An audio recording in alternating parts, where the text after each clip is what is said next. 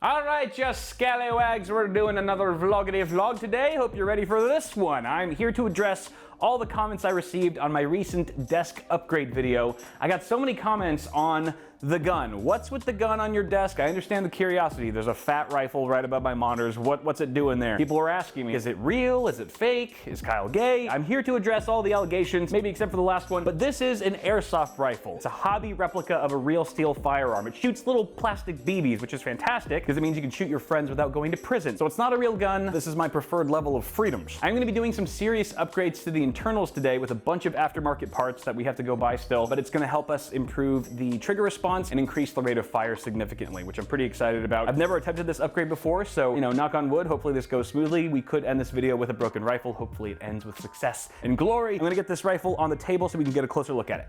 Before we continue, this video is sponsored by Incogni. A lot of people know that their personal information is out there, being collected and sold by data brokers, but few realize just how deep the problem goes, or how dangerous it can be. These brokers have access to your name, social security number, login credentials, home address, location history, online activity, and more. Another big issue, especially in the US, are people search sites, which expose even more sensitive information, like your contact details, info on your relatives, and even your religious and political beliefs. Unfortunately, it's not just marketers who see this. Employers, landlords, and even bad actors can access your data. This opens the door to a flood of spam, identity theft, and even harassment and stalking. Manually asking data brokers to remove your info would take a lifetime, and you'd have to do it over and over again as they continue collecting more data on you. And this is where Incogni steps in. Incogni handles all the heavy lifting by contacting data brokers on your behalf, requesting the removal of your personal data, and dealing with any pushback. And it's not just a one-time thing. They perform routine removal requests and keep you updated throughout the whole process. Getting started is simple. Just create an account, give Incogni permission to work for you, and they'll take it from there. They even offer a family and friends plan so you can add up to 4 members to your subscription. Let Incogni take the fight for your privacy off your shoulders. Click the link in the description and use code Bitwit to get an exclusive 60% off of an annual plan. Thanks again to Incogni for sponsoring this one. Now back to the main video.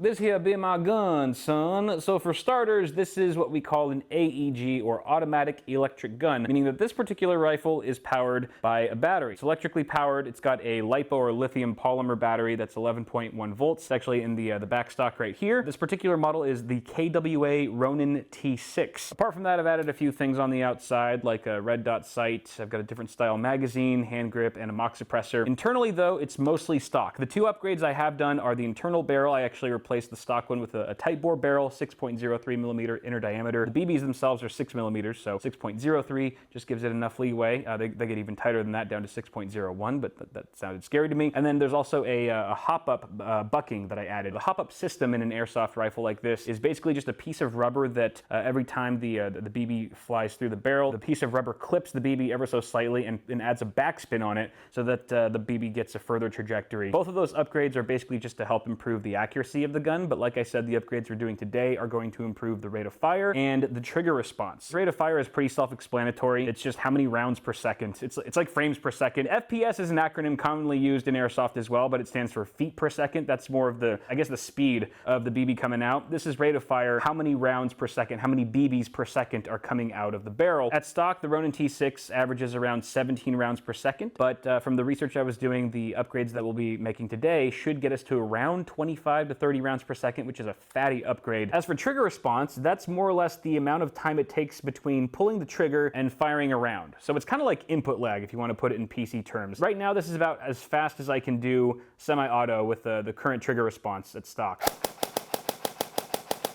So it's not the fastest, and you notice how I have to pull the trigger back quite a bit. We're going to be replacing that trigger. We're going to be adding some other stuff like a MOSFET in order to really cut down the overall travel distance that's needed to activate the trigger, as well as send power more directly to the motor so that we just get more instantaneous response when trying to fire a shot. And I'm sorry, I know these are really super high level explanations because I'm not an expert at this by any stretch. Apologies in advance if I get any of the information wrong, or if I'm not explaining something well. If any of you guys are familiar with airsoft and you spot anything that I say wrong or do wrong, please correct me in the comments so people can read it. But for now, we are going to go to the airsoft store. I have a little local airsoft store. Actually, it's f***ing huge. What am I talking about? It's like probably the biggest airsoft store in the country, honestly. It's massive. We're going to go there and we're going to buy all of our parts, and then I'll be broke, and then we can go back to the studio and start making our upgrades. Let's go.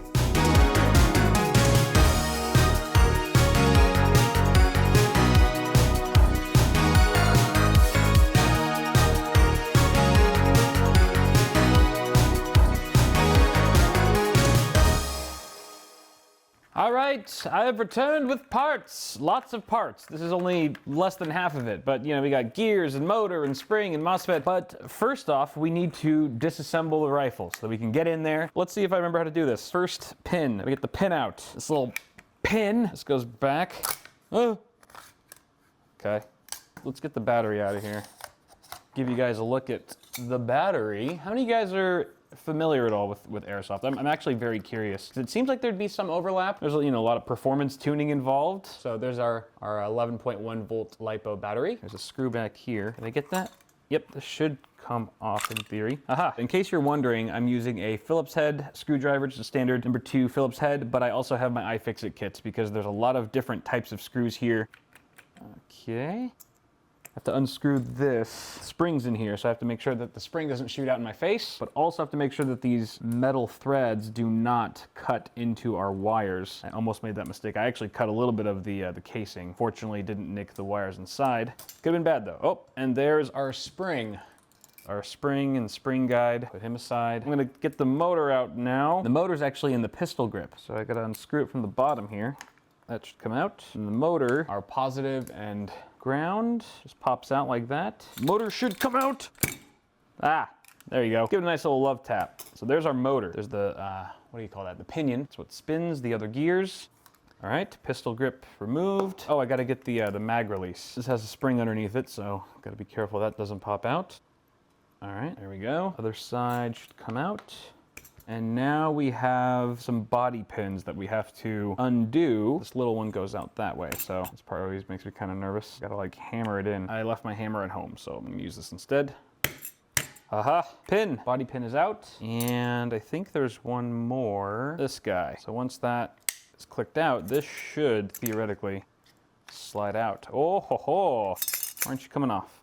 There we go. And there is our gearbox. This is about as far as I've ever gotten as far as disassembling an AEG. So this is all uncharted territory from here on out. Coming loose. Oh, I didn't open that very cleanly at all. Okay. All right, so here's the inside of our gearbox. And the way that this sort of works, the mechanics of this is that the motor spins the pinion here, which is basically a small gear. That in turn spins the bevel gear, which spins the rest of the gears. The sector gear is the last gear of the set. It's got one side of teeth that interlocks with the teeth of the piston. So as this gear spins, it pulls the piston back until the teeth no longer lock, and then the piston snaps forward. The spring pushes the piston forward, compresses the cylinder with air, and that's what shoots out the BB. And it's a very high-level explanation. One of the upgrades, one of the biggest upgrades that we're going to make today is actually swapping out these gears with a set that has a lower gear ratio. We're going to be using these 13:1 gears. I don't know what these are. These might be like 18:1 or something like that. So 13:1, the gears that we're going to be installing here means that this pinion needs to spin 13 times for one round to be initiated. And obviously that's going to be a faster rate of fire than an 18:1 gear set, which is I think what we're using here. That's one of the ways that we're going to increase rate of fire, but I'm going to remove these gears carefully. Ooh. You know what? I actually kind of forgot how to remove the trigger area, so let me look that up. All right, we are ready for our first aftermarket part install, which is going to be a MOSFET. This is the Perun Hybrid V2. Fundamentally, a MOSFET bypasses the mechanical trigger contacts in the gun so that you have direct current flow from the battery to the motor, and it's a regulated current. It's safer. It's going to protect you from like surges and stuff like that. A higher end MOSFET like this one will also allow you to change a bunch of different settings and really tune the gun, fine tune the performance and behavior of the gun however you like. So you can do, you can adjust the trigger sensitivity. There's different burst modes that you can do, and a bunch of other features. Obviously, depending on the MOSFET you get, there's quite a lot you can do with this guy. So I've already taken it out of the box. This is kind of what it looks like, just this PCB, and yeah, we're just going to drop it in and hopefully it works.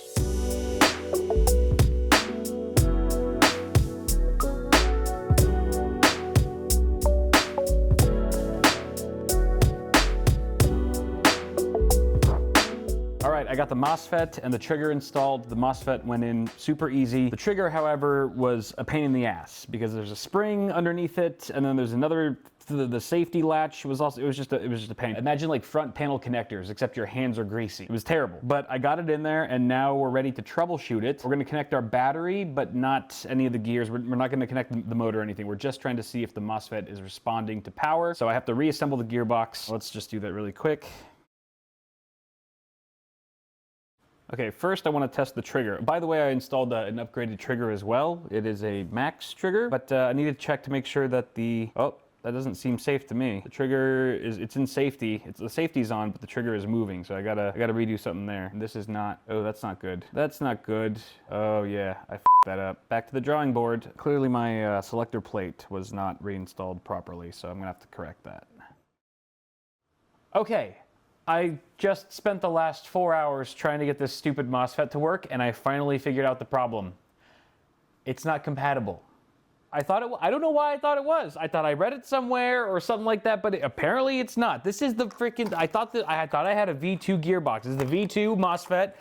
My gearbox is V2.5. It's only 0.5 off. Come on, just make it work. This is obviously user error, as it always is. So here's the deal. You can skip this part if you don't give a shit about how this all works and stuff. But this is, okay, you can't really see it. This is the MOSFET. This is the backside of the MOSFET. It drops in just fine. But what's going on here is that you've got these little sensors, these little black sensors that are supposed to line up with this selector plate. The selector plate is what chooses between safe, semi, and auto. So let me actually stick that in here. So this is auto, this is semi, and this is safe. Based on which of these sensors are being covered up, we'll let the MOSFET know what mode I'm in. But this doesn't align properly as it should. And I confirmed this with one video. I found one video online that confirms that this is not gonna work. He was using the same gearbox as me, also from KWA. And I know the alignment's off because the MOSFET has LEDs that tell you what mode you're supposed to be in and stuff. So I powered it up, got a battery. You can see those LEDs right there. So that right there, that means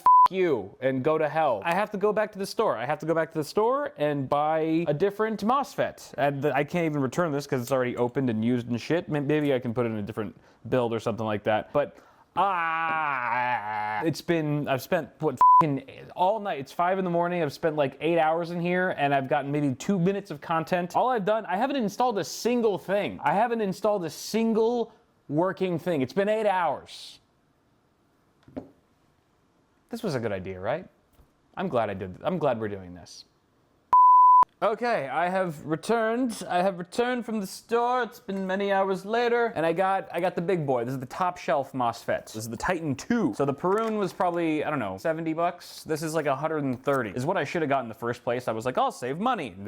But this one is everything that the Perun hybrid is, but more. It's got more features, more adjustability. It also has Bluetooth connectivity, so you can actually adjust all the settings within an app on your phone. I think it's sort of overkill for my needs, but if it works in the gun, I did realize that the Perun can go in to this gearbox, but with some heavy modifications that there's no way in hell I'm getting into that. So let's hope to God this works. Where's my freaking knife? It's in my pocket. There we go. All right, let's do it.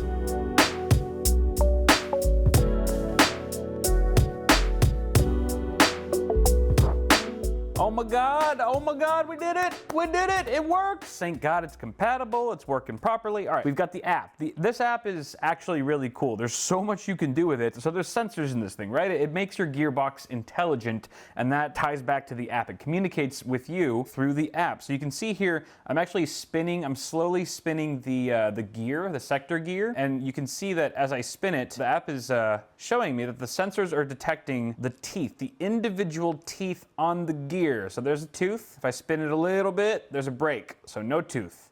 Spin it a little bit more, tooth, little bit more, no tooth. So this knows exactly what position the gear is in at any given time. And based on that, it just gives you a wealth of options and different settings to choose from. Another example here is the trigger. So trigger, I already calibrated the trigger. As I squeeze it slowly, you can see how much actuation, then boom, that's right. It tells you when the trigger actuates a shot right there, the fire.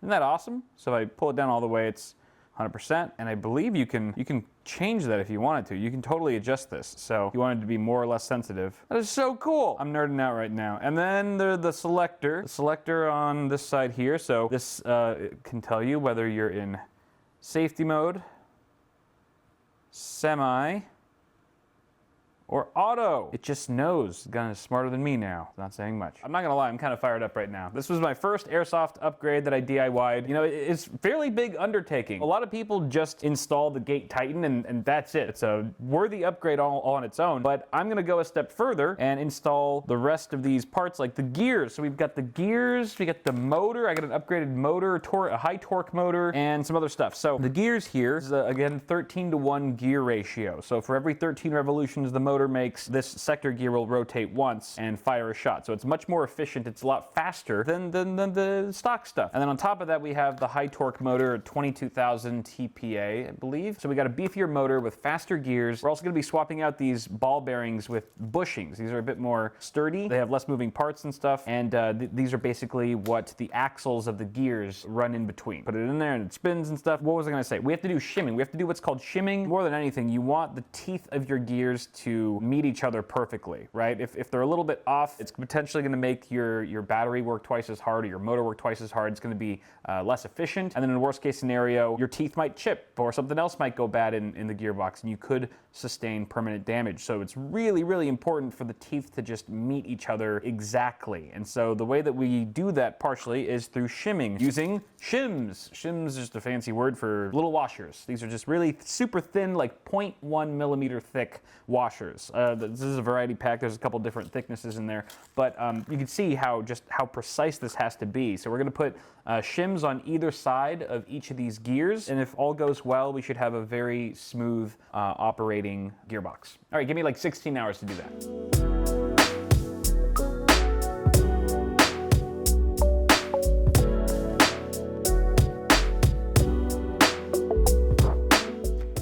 The shimming is complete, and I think it went well. I feel good about it. I have no one here to check my work, so I guess we'll just wait and see how the gun operates once we get there. But shout out to Paragon Armory for his awesome tutorial on shimming. Really helped me get through it. I did take the gears out of the gearbox so I could lube them up. They're all lubed up and stuff. I've got my handy dandy lube pen, so I did all that and lubed up most of the other things that need to get lubed. All the moving parts in this system.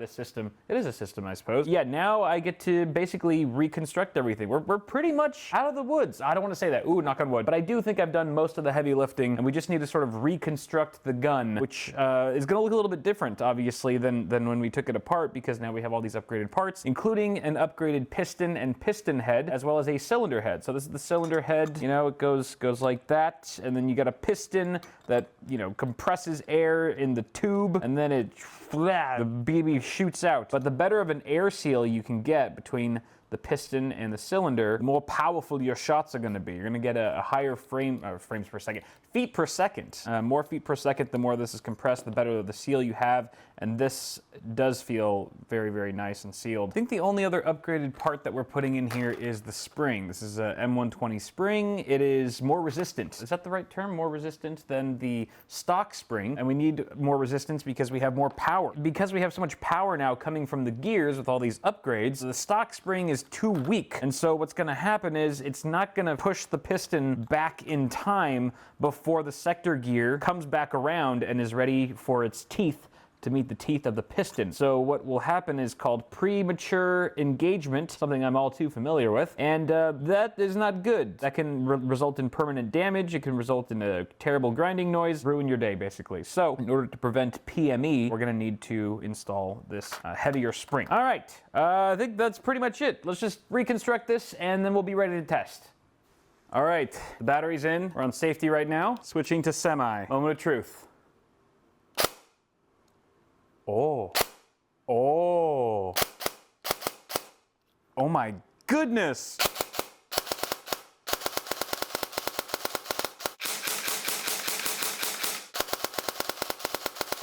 What a difference. That is insane. Look at how sensitive.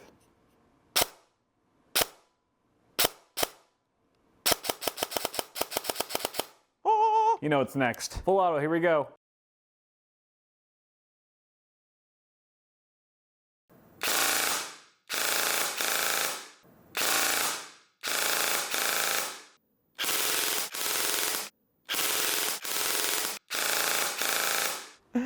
That's awesome. Like the very first time I ever built the PC, turned it on and it just lit up like a freaking Christmas tree.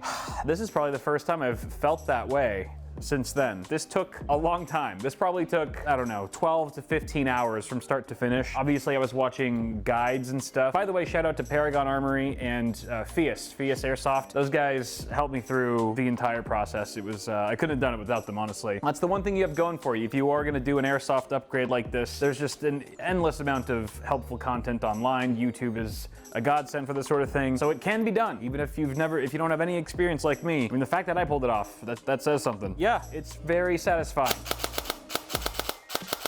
Oh no, I got a bug. I got the bug, dude. I wanna upgrade another gun. I wanna get another gun. No, we can't. We have to control ourselves, Kyle. Sorry to anyone if you didn't like this video, if you're like, airsoft's good, stick to computers. I had fun with it, but you guys might be hating it. Anyway, let me know.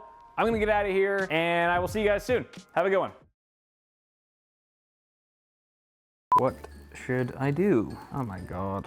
Oh my God, oh my God. Oh my God. It was supposed to be so easy. What happened to it being easy? This is nuts. What the Should've got the gate. Should've got the gate. This piece of shit.